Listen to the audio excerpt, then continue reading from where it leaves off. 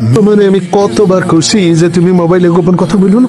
ভাই আমি তো বলি নাই, নাদিম বলছে। আরে আমার আপন মায়ের পেটের ভাই হয়েও আমার বউরে মার্ডার করতে একটু দ্বিধা করেনি। আর তুমি তো কোথাকার কোন সুমনুল্লাহ।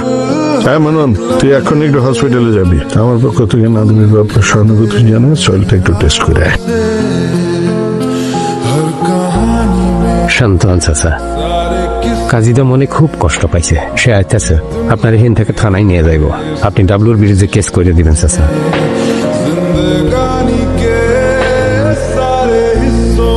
বস লাশের গাড়ি চাইতেছে বস। ঠিক আছে, সাংবাদিকরা সব আসতেছে তো সুজন। জিওস আসতেছে। ওই ধর আবার কই যাও? আরে নামতে গেছিল, নামেন। ওই বাইকে গিয়ে ওঠেন। আরে নামেন না, হাতে নামেন। পিছনে পিছন। কাজের গুন্ডারা আমার মাইরে মাইরে ফেলাইছে রে। মেয়র সাহেব, আপনার কর্মীর নাম সজিত প্রতিক্রিয়া একটু বলতেন। প্রতিক্রিয়া, প্রতিক্রিয়া রে, প্রতিক্রিয়া।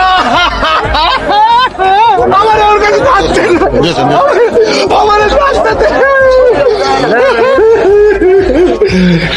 মুর্শিদের হালার পুতের নাম কি রে? নাদিম বস। কি নাদিম? নাদিম না রে, নাদিম না। ওরে নাদিম, আরে নাদিম রে।